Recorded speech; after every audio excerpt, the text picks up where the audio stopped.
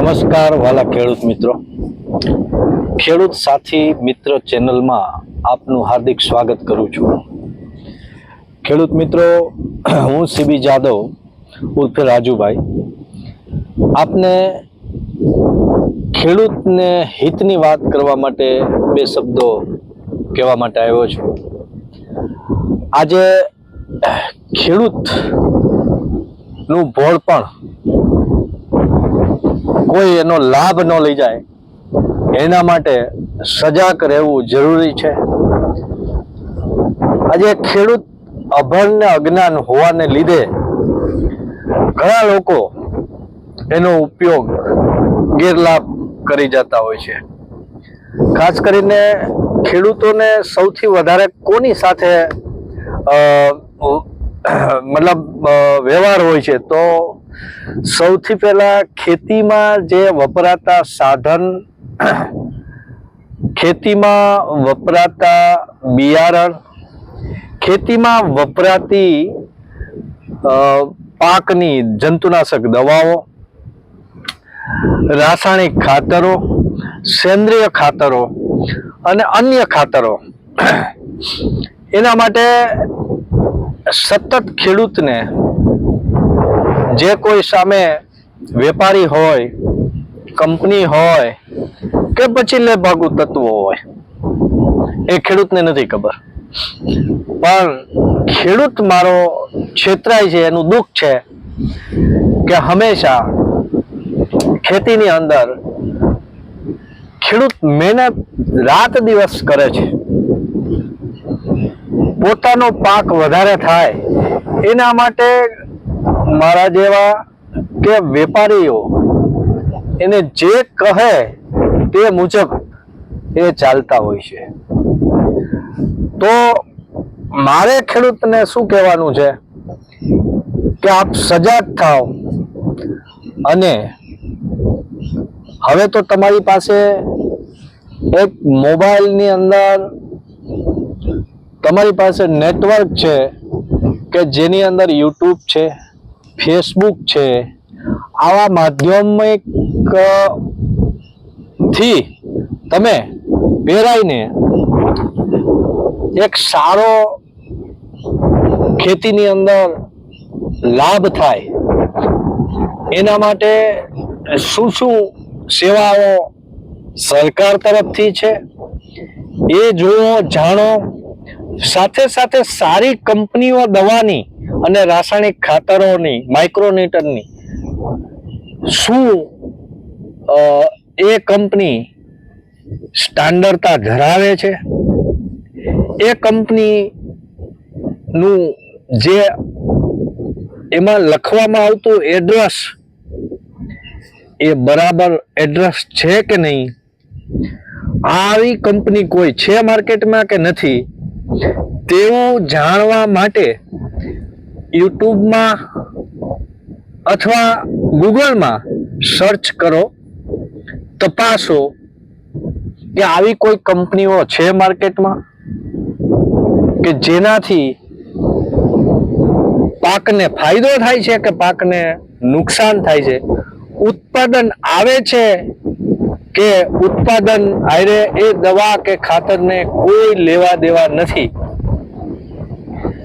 આ જાણવું જરૂરી છે. આજે ખેડૂતોને આડેધડ લોકો છેતરે નહીં, છેતરવા વાળાને ઓળખવા જરૂરી છે. તો આ કામ કોને કરવાનું છે? તો આપણે ખેડૂતોને, આપને નથી ખબર પડતી તો આપણા ઘરની અંદર કોઈ ભણેલ ગણેલ બહુ જાણકાર વ્યક્તિ હોય એને પૂછી શકો. આપની સાથે મોબાઈલ એક દુનિયા મુઠ્ઠીમાં છે કે દુનિયાને જોવી હોય તો તમે મોબાઈલમાં જોઈ શકો. પણ ખેડૂત મિત્રો, સારું જોવાનું ઘણું બધું ખેતીને ફાયદાલાયક સાધનો એની અંદર તમને બતાવે. સારો પાક ઉત્પાદન કેમ વધે એવા બિયારણો, દવા, જંતુનાશક કે પાકને શું ફાયદાકારક દવા છે તેના વિશે તો આપણે જ્યારે ફ્રી ટાઈમ હોય બપોરે કે સાંજે ત્યારે આવું બધું જોવું જોઈએ, નહીં કે ખોટું જે આપણે જરૂરી નથી, બિનજરૂરી છે.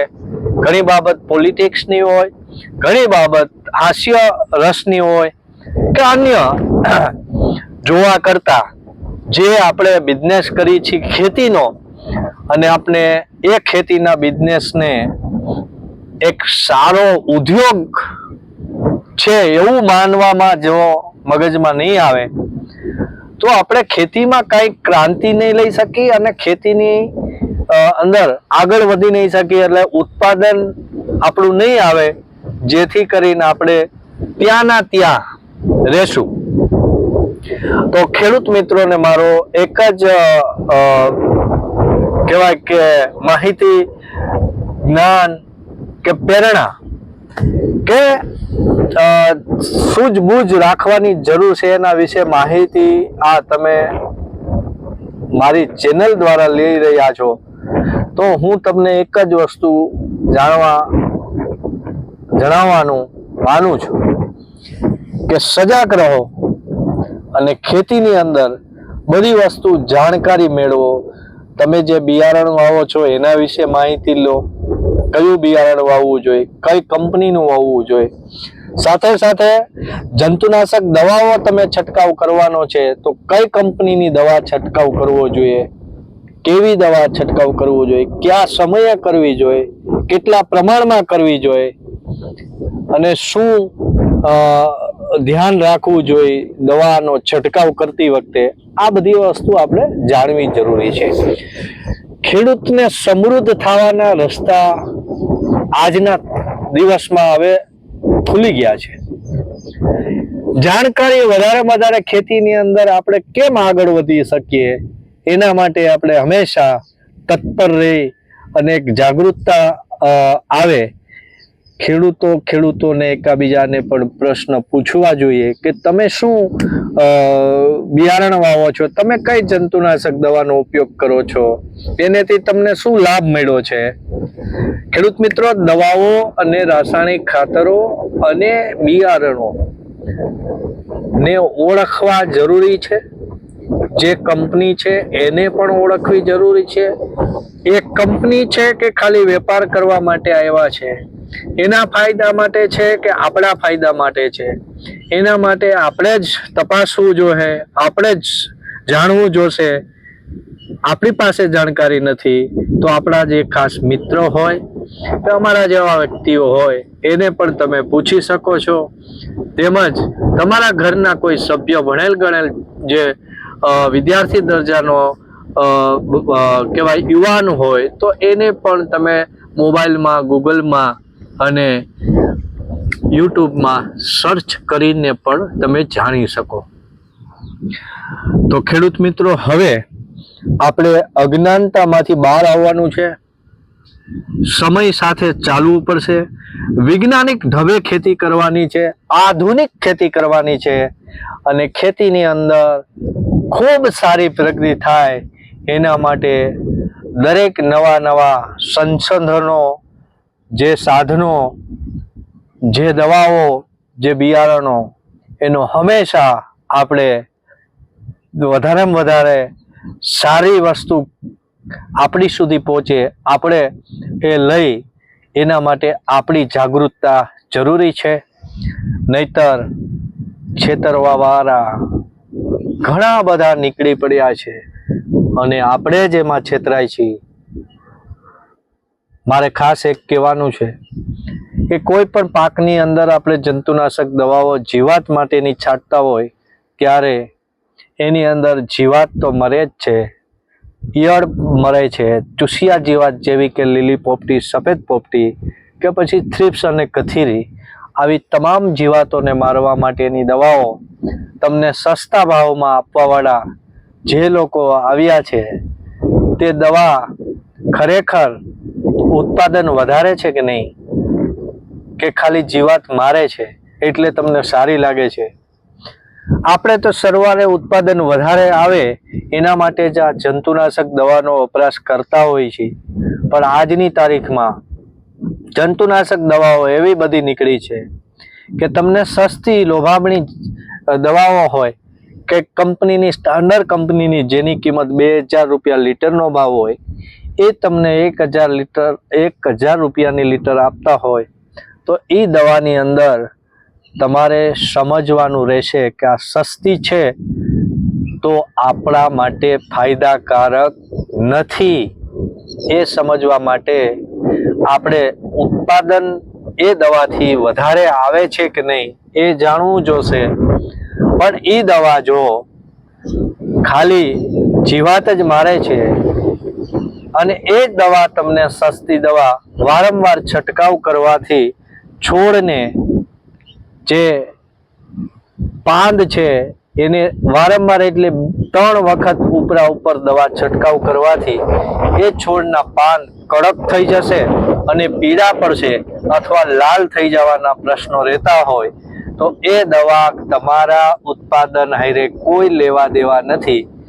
એના માટે તમારે એવી દવાને હંમેશા માટે જેટલી સસ્તી દવા છે એ સારી હોતી નથી એવું મગજમાં ફિટ કરવું પડશે. કારણ કે તમે કેરોસીન છાંટશો તો તમારી જંતુનાશક દવા જે આપણે ઈયળ મારવાની હોય કે લીલી પોપટી, સફેદ પોપટી, થ્રિપ્સ કથેરી એને તો મારશે કેરોસીન, પણ એ 8 દિવસ પછી પાંદ કડક કરી નાખશે અને પીળા કરી નાખશે, લાલ કરી નાખશે. ત્યારે તમને અઠવાડિયા પછી ખબર પડશે કે આ દવા મને નુકસાન કરી, એટલે મારા પાકને નુકસાન કરી. જ્યારે આવી જંતુનાશક દવાઓ છે તે તરત એની આડઅસર નહીં દેખાય, અઠવાડિયામાં આડઅસર નહીં દેખાય. એનો તમે વારંવાર 3 વખત જ્યારે એનો છંટકાવ કરશો ત્યારે જ એનો આડઅસર દેખાશે. પાંદ છોડના કડક કરી નાખશે, પીળા કરી નાખશે અને લાલ કરી નાખશે. ત્યારે જ તમારે સમજવાનું કે આ દવા હવે આપને ખરેખર સસ્તી હતી એટલી જ મોંઘી પડવાની છે. કારણ કે જ્યારે છોડ કડક થઈ જાય, પાંદ જાડા થઈ જાય, પાંદ પીળા પડી જાય, પાંદ લાલ થઈ જાય છોડના, ત્યારે ઉત્પાદન શક્તિ એની ઘટી જશે. જે મગફળીની અંદર ઉત્પાદન 35-40 મણનું આવતું હતું તે મગફળીની અંદર 15 થી 20 મણનું જ ઉત્પાદન આવશે એવી દવાઓથી. એવું પાક્કું સમજી લેજો. માટે મારે ખાસ આજના આ વિડીયોની અંદર સસ્તું એટલું સારું નથી હોતું એ જ માહિતી આપવી છે. મેં ઘણા બધા જે દવાના કે ખાતરના રસ્તા બતાવ્યા કે તમે ગૂગલ ઉપર સર્ચ કરજો, એ માયલું કાંઈ છે એવી કોઈ કંપની છે. તમે એનું વેબસાઇટ ખોલજો, વેબસાઇટ આવે છે, બતાવે છે વેબસાઇટ. તમને ન ખબર પડતી હોય તો તમારા ઘરના કોઈ પણ સભ્યોને કહેજો કે આ ગૂગલ ઉપર ટ્રાય કરો, આવી કોઈ કંપની છે, આવી કોઈ વેબસાઇટ આમાં બની છે. તમે જ્યાં ત્યાંથી દવા લઈ કે ખાતર માઇક્રોન્યુટ્રન લઈ અને તમે ભરમાવશો તે તમારા હિતની વાત નથી, પણ આપણી ખેતીને, આપણા પાકને નુકસાન થાય અને આપણે ન જાણી શકીએ તો આપણે ભવિષ્યમાં સમૃદ્ધ થવાનો રસ્તો આપણે શોધી રહ્યા છીએ, એ રસ્તો આપને મળવાનો નથી. માટે મારો આ વિડીયો તમને તકેદારી અને તમને એક કહેવાય કે આ માહિતી મારી એક તમને સુઝાવ તરીકે હું કહેવા માંગુ છું કે હું પણ એક ખેડૂતનો દીકરો છું, હું પણ એક કંપનીમાં નોકરી કરું છું અને હું મારા ખેડૂતો એટલે કે આપણે બધા ગુજરાતના ખેડૂતોને એક સમૃદ્ધ થાય એના માટે હંમેશા હું આપની એક સાથી તરીકે કામ કરી રહ્યો છું અને આપને સારી માહિતી મળે, ખેતીની અંદર જાગૃતતા ફેલાય એના માટે હંમેશા મારો ખેડૂત અભણ ને અજ્ઞાન, ભોળો અને ભોળાવાળા લોકોથી સાવચેત કરવા માટે આજે હું આ વિડીયો બનાવી રહ્યો છું. માટે સૌ ખેડૂત મિત્રો આપ સૌ જાગૃત થઈ જશો એવી મને આશા છે. આ મેં માધ્યમ બતાવ્યા કે જે તમે વસ્તુ ખરીદો છો, ખાસ કરીને દવા અને ખાતર અને બિયારણ ત્રણેય બાબતમાં ખાસ તમને જાણકારી મળે એના માટે ગૂગલ ઉપર સર્ચ કરવાનું છે કે આવી કોઈ કંપની છે કે નહીં, આવું કોઈ વેબસાઇટ એની ખુલે છે કે નહીં, આવું યુટ્યુબ ઉપર એની માહિતી પૂરી કંપનીની છે કે નહીં, આવું બધું જાણકારી આજના સમયમાં હવે લેવી જરૂરી છે. કારણ કે નહીંતર તમે છેતરાઈ જશો તમે નહીં સમૃદ્ધ થઈ શકશો, તમારી પેઢી સમૃદ્ધ નહીં થઈ શકે, તમે ખેડૂત ભોળા અને અજ્ઞાન જ રહેશો તો તમે અને તમારા વારસના જે વારસદારો છે એને પણ આગળ નહીં વધારી શકો. માટે મારો આ વિડીયો એક સારો તમને કહેવાય કે એક ફાયદો મળે, આ વિડીયાથી તમે સજાગ થાવ એના હેતુથી મેં આજે આ વિડીયો બનાવ્યો છે. અને ખેડૂત સમૃદ્ધ તો આખો દેશ સમૃદ્ધ.